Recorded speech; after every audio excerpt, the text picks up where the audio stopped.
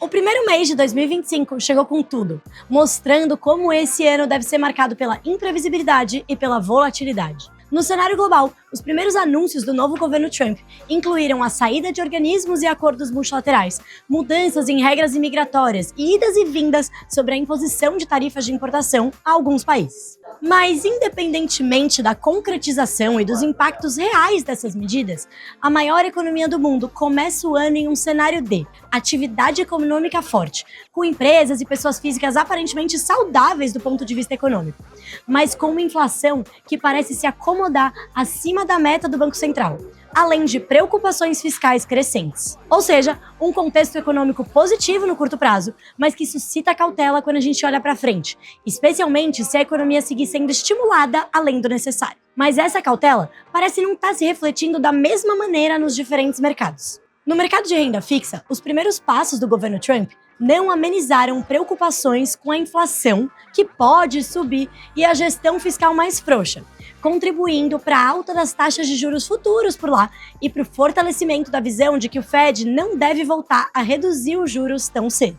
Já no mercado de ações, o sentimento que seguiu foi o de apetite ao risco, na expectativa de maior crescimento econômico e de lucros das empresas. Os principais índices encerraram o mês em alta por lá, mesmo diante do susto causado pela DeepSeek, a empresa de tecnologia chinesa que anunciou custos muito menores com inteligência artificial do que as suas concorrentes ocidentais. Essa relativa dicotomia entre ações e renda fixa, e em certa medida o mercado de câmbio também, ela deve seguir presente, principalmente conforme as políticas econômicas do Trump se tornem mais claras, mantendo o ambiente relativamente mais incerto e volátil. Nesse contexto, a gente entra efetivamente em 2025 com um cenário externo ainda desafiador para o Brasil, mas em meio a um certo alívio no curto prazo. Alívio esse que contribuiu para a alta de 4,8% do Ibovespa, para o fechamento das taxas de juros futuros por aqui e para a queda de mais de 5% do dólar no mês.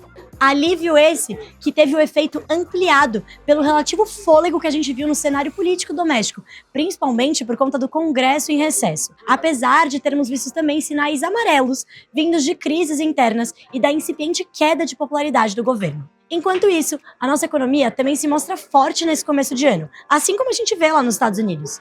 Assim como por lá também, o desafio do controle da inflação segue central, além da preocupação com as contas públicas. Mas as semelhanças param por aí, especialmente quando a gente diferencia a magnitude de todos esses fatores e adiciona também o nosso passado nessa conta. Ou seja, a gente parte de um passado pior, e as consequências negativas de uma economia superaquecida e estimulada já dão os primeiros sinais, em especial na inflação. O resultado da inflação fechada de 2024, com o IPCA encerrando o ano acima do limite superior do Banco Central, ilustra essa dinâmica, assim como a primeira decisão do Copom do ano. Em um recado duro, o nosso Comitê de Política Monetária subiu mais uma vez a Selic em 1 ponto percentual. Assim, fevereiro começa com juros em 13,25%. A gente espera por aqui que o Banco Central siga o processo de altas da Selic até no mínimo 15% ao ano. Nesse cenário, o que a gente vê para a nossa alocação de ativos? É com vocês, Gabi.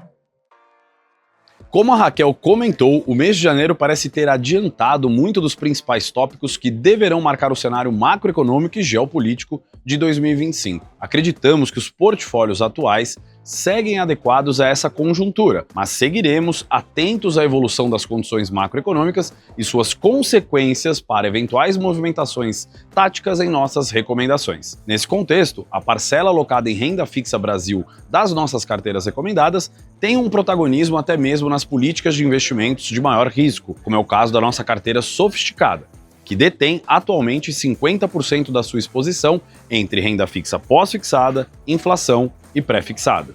O que tem mudado essencialmente é o mix entre esses indexadores, uma maior cautela para exposição em pré e uma maior exposição em pós-fixado e inflação, tendo cautela também nos excessos de exposição aos mercados de crédito privado e aos vencimentos de títulos muito longos. Acreditamos que essa alocação acima da neutra para renda fixa será capaz de trazer aos portfólios retornos ajustados ao risco interessantes no atual contexto macroeconômico. Para o mês de fevereiro, não houve alteração nos percentuais de alocação das classes de ativos em nenhuma das 3 políticas de investimento. Vale destacar que todas as carteiras já estão operando com volatilidade realizada abaixo dos seus mandatos em um cenário de muitos riscos e incertezas, o que por hora sugere que seguiremos com baixa exposição a classes de ativos e instrumentos de ganho de capital, que trazem maior volatilidade aos portfólios. Em contrapartida, seguimos dando preferência a classes de ativos e instrumentos focados em carrego,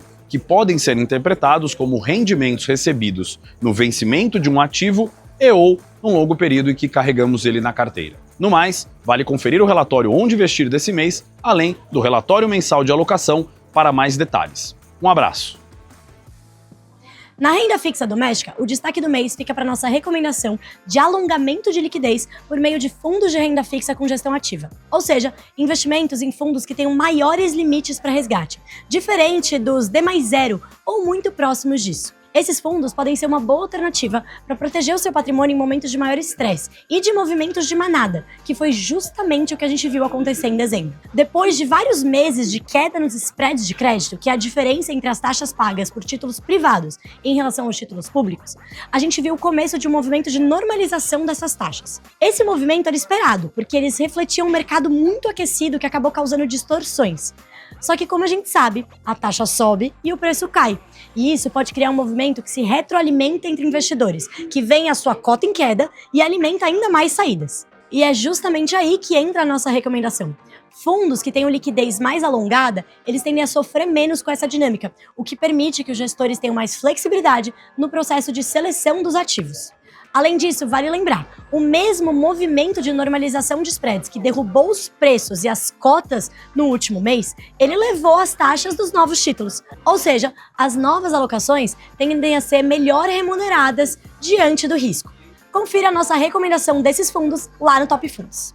Ainda na renda fixa, mas agora falando para a parte global, a gente destaca nesse mês a inclusão de títulos da dívida emitidos por empresas estrangeiras no mercado externo. Isso significa que, além das nossas recomendações de bonds de empresas brasileiras que captam fora do país e dos títulos soberanos americanos, as famosas treasuries, a nossa lista de recomendações ela passou a incluir também empresas de outros países que contam com uma análise criteriosa do nosso time de renda fixa. O objetivo dessa mudança é trazer ainda mais diversificação para as nossas recomendações, tanto de crédito quanto geográfica e setorial, além de, claro, a diversificação em moeda forte, uma vez que todos os ativos dessa carteira são denominados em dólares. Por fim, em renda variável global, o destaque do mês fica para a performance das nossas carteiras recomendadas, top ações globais e top dividendos globais. Diante da concretização do cenário que a gente esperava de vitória do republicano Donald Trump, as nossas preferências setoriais se mostraram acertadas, como a gente pode ver, por exemplo, no retorno de 6,5% que foi registrado no setor financeiro americano em janeiro, medido por seu fundo indexado de referência. Na mesma linha, a visão positiva para o setor de energia, que era pautada tanto na expectativa de uma demanda crescente ligada ao avanço da inteligência artificial, quanto na esperada flexibilização regulatória para a exploração de energia fóssil lá nos Estados Unidos com a eleição de Trump, ela contribuiu para a performance mensal de 7,5% da nossa carteira de dividendos globais, frente 2,6% do índice de referência.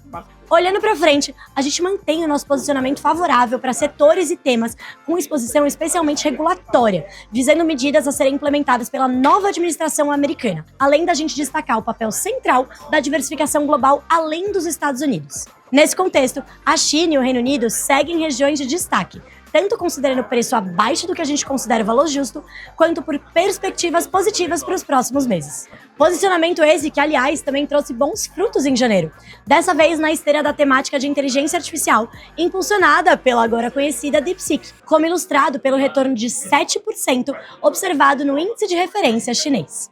É isso, gente. Por esse mês eu fico por aqui. Eu vejo vocês no próximo Onde Investir.